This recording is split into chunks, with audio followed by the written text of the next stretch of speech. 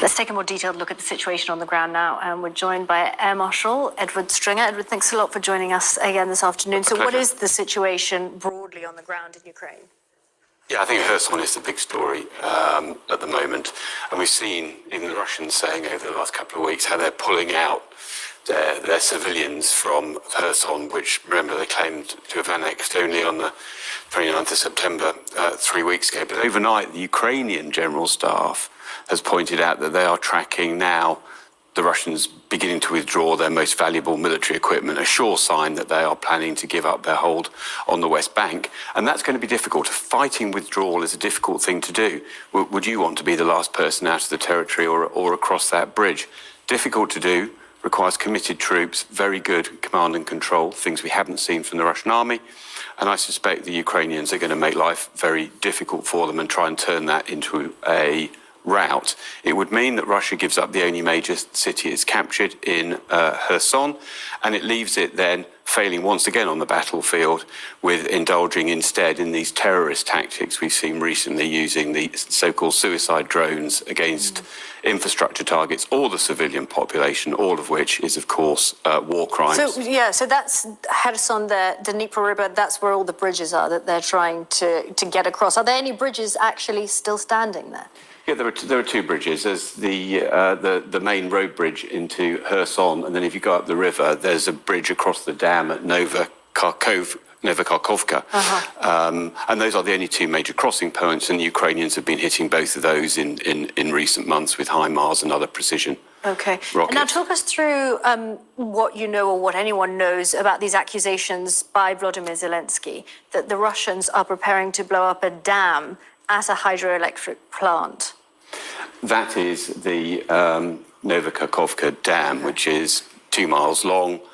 It's a major dam supplying hydroelectric power. The Russians are claiming that the Ukrainians are going to attack it. The Ukrainians, I think, much more plausibly saying that's the Russians setting things up for a false flag operation. So that's what they're saying, that they're going to blow, and that dam is going to, if it did, it would flood the valley, I assume. Well, you can see how big that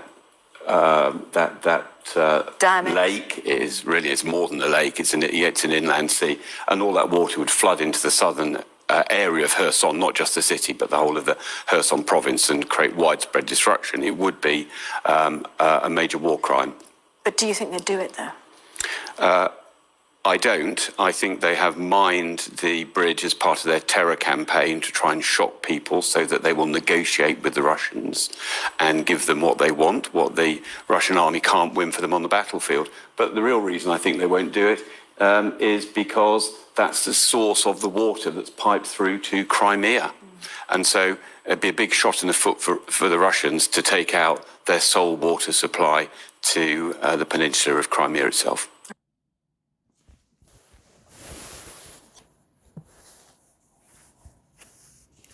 All right. Shalom, shalom, shalom.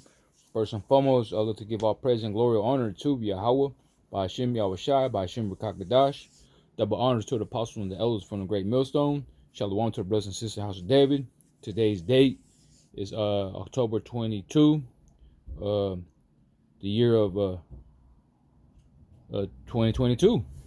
Man, a lot of twos today. So, this is the Bar Mash from Lines of 12. And, yeah, man, so it's our job to be as prophets. It's our job to watch, be a high tower, to watch this coming, you know, to blow the trumpet, to give them the warnings, you know. And there's a lot going on as we speak. You see, they want to blow up that bridge over there in the Ukraine. They're talking about false flags attacks. You know, either going to be Russia, it's going to be Ukrainians or NATO, you know. So, hey, this war is really ugly and nasty. It's tricky, you know, but hey, we all know that, you know, most Yahweh Shemashah is under control of all things. So, you know, don't matter, you know, who does it, you see. But But yeah, man, that's big, man. You blew up that bridge, that whole town, everybody would get flooded out there.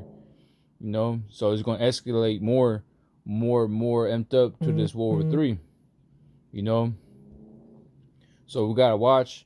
We gotta watch in prayer. You know, because you don't know, you never know. You never know.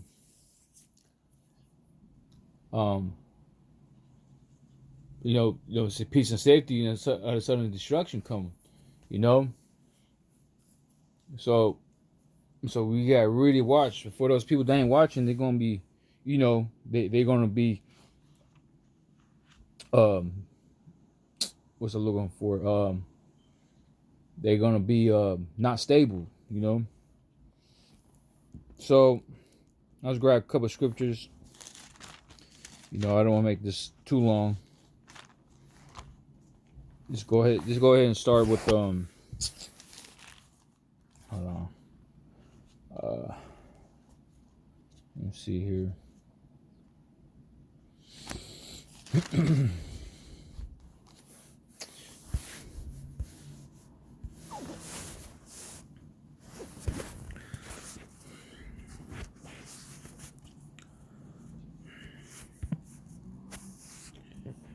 Let's go and start with the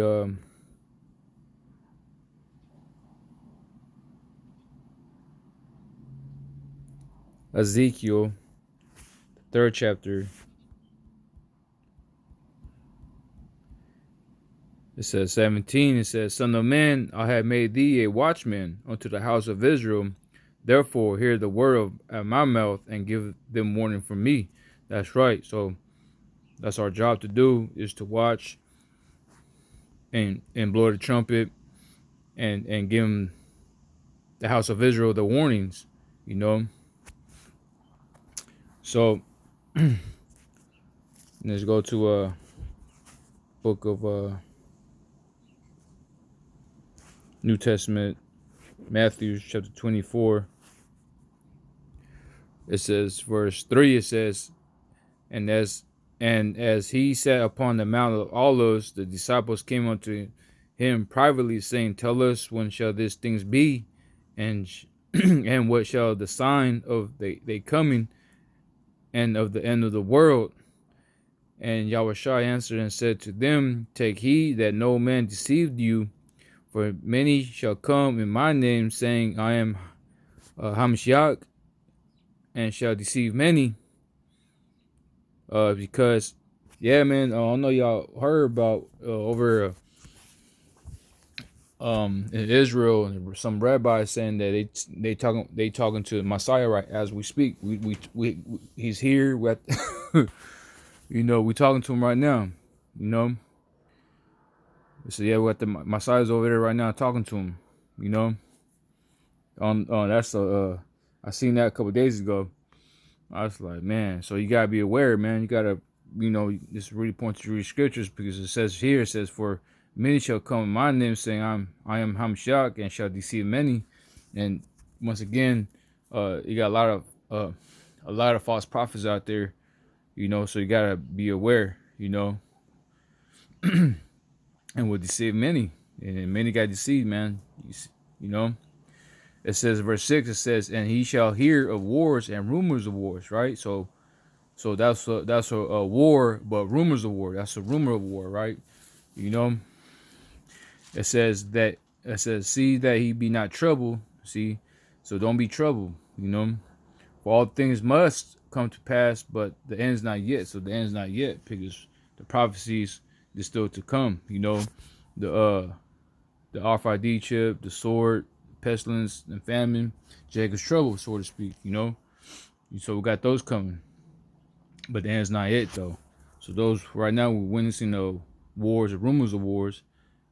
Pretty soon, I mean, we're at World War III, but it's not reached at the peak yet. You know what I'm talking about?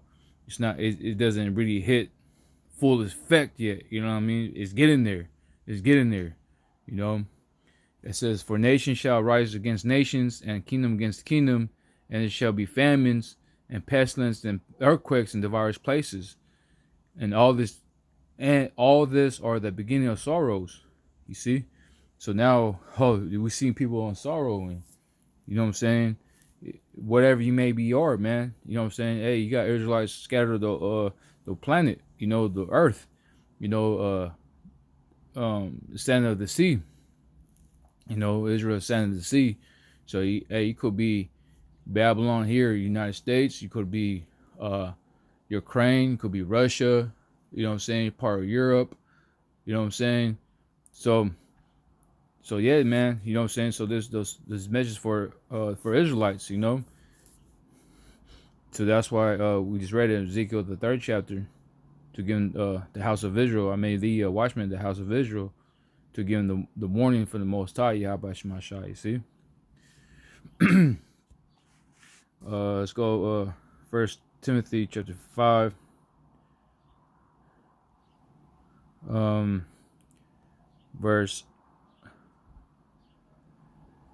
Let's start at 1. It says, 1 Timothy chapter 5, verse 1, it says, "But the times and the seasons, brethren, ye have no need that I write unto you, for yourself know perfectly that the day of the Lord out of one, so cometh as a thief in the night." It says, "For when they shall say peace and safety, then sudden destruction come upon them, and travail upon a woman with a child, and they shall not escape." You see? You know what I'm saying? So hey, man, so us men of the Lord and prophets, we're on our watch, there ain't gonna be no peace. We know that. It's gonna be destruction coming.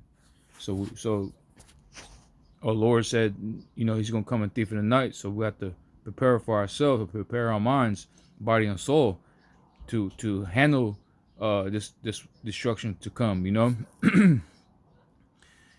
because he ain't watching, you're not built up in the faith, you're gonna fold, man. You know what I'm saying? You're gonna fold up easily. So you wanna be spiritual prepped up for Jacob's trouble, man.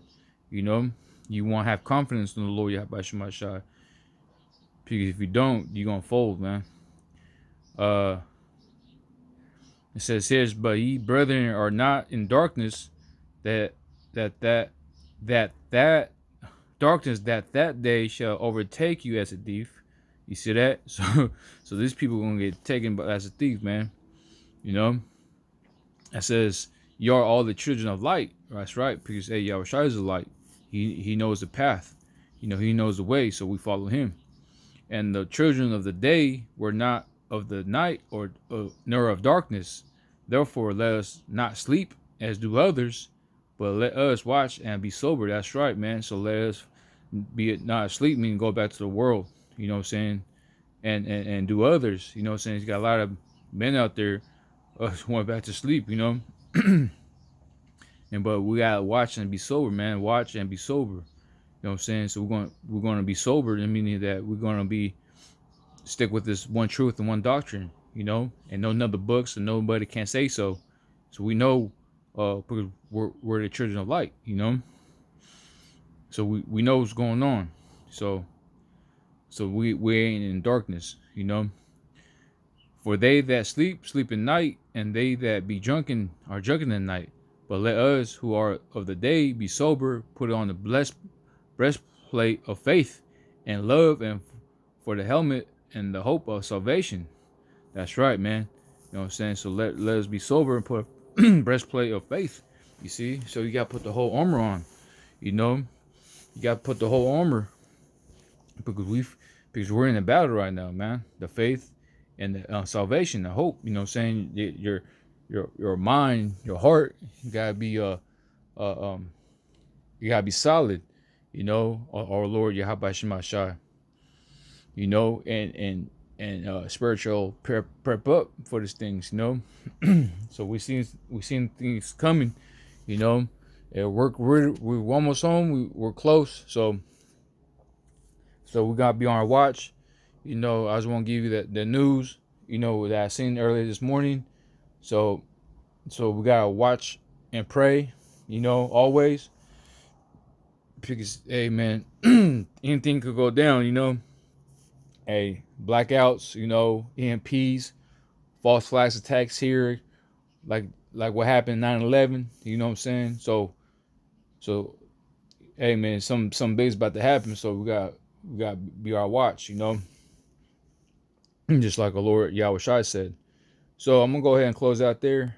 But first and foremost, I'd like to give our praise and glory and honor to Yahweh by Shem Shai, by Shem Rakakadash. Double honors to the apostles, the elders from the great millstone. Shalom to the brothers and sisters, House of David. Until next time, Shalom.